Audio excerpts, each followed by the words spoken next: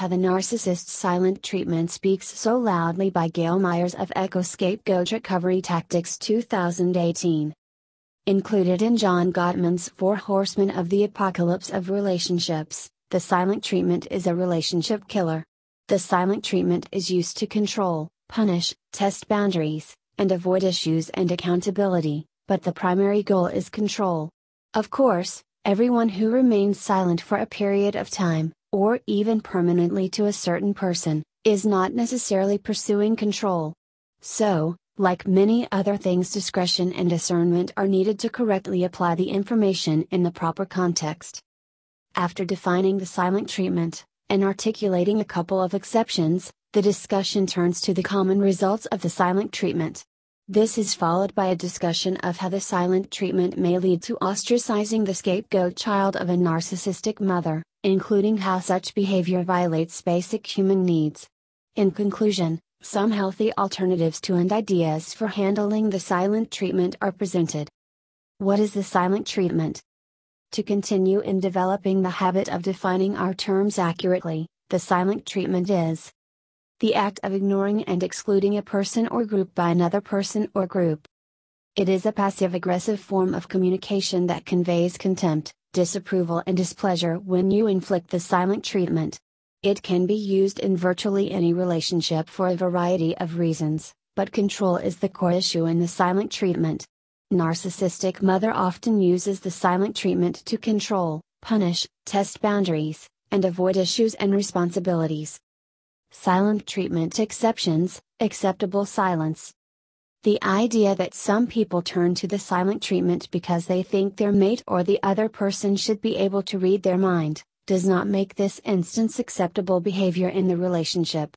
However, it does distinguish the motivation from narcissistic manipulators chronically using it to punish, control, test boundaries, and avoid accountability and unpleasant issues. This person simply needs to develop more effective communication skills to accomplish the task of making him or herself clear. Motivation also applies to the person who uses the silent treatment out of fear of the results should they communicate more clearly. Roger S. Gail, a marriage and family therapist of LoveBuzzed, mentions in his video, The Silent Treatment, a great way to screw up your relationships, that a cooling off period during a heated conversation is another exception to the silent treatment. It is actually prudent to remain silent for 20 or 30 minutes in order to cool down if you are only going to have negativity come out of your mouth.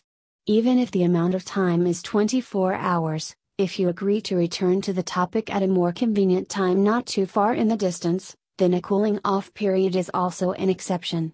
It is not considered the silent treatment, neither is it destructive and unacceptable behavior in a relationship. Then there are sons and daughters of narcissistic personality disordered mothers who have gone no contact. However, their motivation is generally completely different than those who turn to the silent treatment in order to control the other person. When a son or daughter of a narcissistic personality disordered mother goes no contact for a set period of time, or even permanently, it is generally after many years of trying to cope with the abuse, and the often painful decision is arrived at as a self-protective measure. Common results of the silent treatment. There are common results of the silent treatment that cause it to be so deadly to relationships. 1. Anger by the person refusing to speak. Some people use the silent treatment because they expect the other person to be able to read their mind, or to just know what they need or why they are upset with them telling them. 2. Anger, frustration, or resentment by the one being given the silent treatment, especially if the one doing it will not even tell them what the problem is. 3. Even if the issue is clearly known by both parties, the silent treatment prevents any further discussion of the issue in order to reach a resolution. 4. The silent treatment can cause withdrawal in a relationship if it is used habitually. Experts note this is especially true in a crisis. 5. The silent treatment causes issues to stockpile, ensuring they are non-resolved. So, the same unresolved issues may come up time after time. So the silent treatment may well cause anger to increase in the situation while preventing solutions from being found. Therefore, the silent treatment threatens the long-term viability of the relationship. The stonewalling silent treatment. Stonewalling is defined at dictionary.com as behavior to block, stall or resist intentionally. Steve Becker, LCSW of Love Fraud, states stonewalling is shutting down a partner's communication either aggressively, or passive-aggressively, the effect of which is to leave the stonewalled partner feeling voiceless, alone, dismissed, and negated as a person. While stonewalling, then, can arise from less malign motives, too often it expresses serious pathological aggression, passive aggression, hostility, contempt and callousness. Stonewalling can take many forms, including narcissistic mother carrying on as if you are not talking to her. For example, you are discussing an issue and the stonewaller starts reading the newspaper. Many of us have experienced this one. The silent treatment violates basic human needs.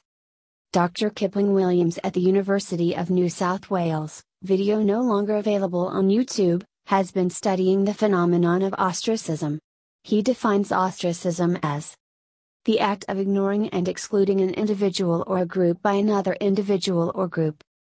Ostracism is known by many different names and the silent treatment can be used while in the presence of one another or physically apart. Examples of terminology used when a person is ostracized and physically removed from the other person or group, including shunning, exile, banishment. Examples of terminology used when the people involved remain in the presence of one another, include the silent treatment, getting the cold shoulder, being sent to Coventry, Miadung. The silent treatment in its various forms can be so damaging because it violates four fundamental human needs. 1. Belonging. Human beings need to feel connected, and ostracism strikes at feeling connected. 2. Control. Human beings need to feel a sense of being in control, which can be maintained as long as they are able to argue their point of view. The silent treatment removes that sense of control. 3. Self-esteem. Human beings need to value and respect themselves. Being ostracized induces a feeling that you have done something wrong or that there is something about you that is wrong or bad. 4. Meaningful existence. Human beings need a sense of meaningful existence, but ostracism can take that away. It can cause you to feel as if you are invisible and meaningless. The silent treatment used to ostracize the scapegoat. While this series of articles attempts to articulate the dirty tricks of narcissistic mothers one by one, it is rarely so clear-cut in real life. The silent treatment is often combined with other tactics from the narcissist's bag of dirty tricks. For example, my late narcissistic personality disordered mother would pull this stunt then immediately inflict the silent treatment. This is the previously discussed dirty trick of playing the victim while vilifying the true victim. I confronted my mother for lying and spreading vicious gossip about me. She flew into a disproportionate rage, screaming profanity, and telling me to get out of her life and stay out of it. She then told everyone I screamed that profanity at her, while immediately inflicting the silent treatment and later gaslighting me by demanding an apology from me. We did not speak for 4 years during that silent treatment, nor did I make any attempt to. A few months after this happened, when she was getting no response, she orchestrated a big melodrama attempting to make it appear I had attacked her when I was not even speaking to her. She was manipulating for abuse by proxy, to get the flying monkey extended family members to punish me because I was not giving her the satisfaction of letting her know it was bothering me in the least. Hence, the prolonged silent treatment can transition into the ostracism of the scapegoat in a toxic family. What she was doing was continuing to attempt to break down my extended family relationships and reputation with more of her lies and maneuvers behind my back, while simultaneously having me in intense emotional pain. There was never any empathy or remorse for any of this abuse. If you are in this situation, please reach out for support. Talk to a trusted friend or family member. Seek counseling from a pastor or preacher. Find a therapist knowledgeable in this area. Is the silent treatment the same as going no contact? There are narcissists and flying monkeys who have insisted the only distinction between the silent treatment and an adult child of a narcissist going no contact is semantics. This conveniently fits nicely with the ultimate reason many flying monkeys are, well, flying monkeys. In my experience, it is not often that they are innocent and ignorant of the truth, even though that is a lesson it took many years to learn. It is often seems to be because they are abusive and narcissistic themselves.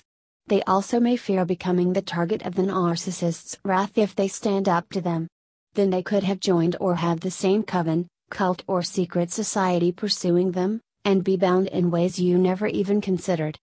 In any case, this ridiculous statement is one more example of the spin that is put on defining situations and terms in a cult-like narcissistic family system.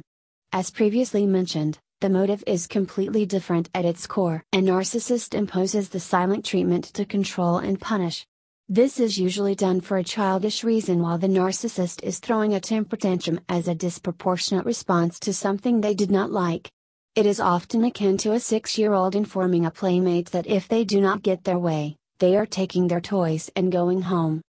When an adult son or daughter decides to go no contact, it may well be in anger. However, in stark contrast to the narcissist's temper tantrum, the adult child comes to the painful conclusion after years of being used, abused and manipulated. It is usually a self-protective, albeit often painful decision for the adult child.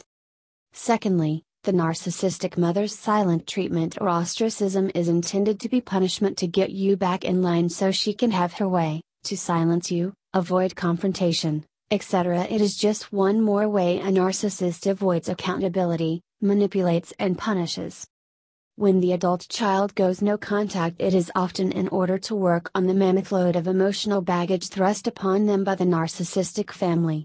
The thing the adult child is attempting to avoid is being injected with more venom while they are attempting to heal the old wounds.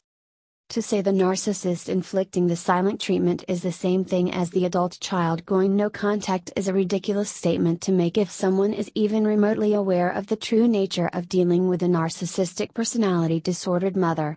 Don't buy it. Experience has taught me not to waste my time and energy trying to explain or justify myself to a flying monkey. I like to say something like, "You might be right, but that is my decision."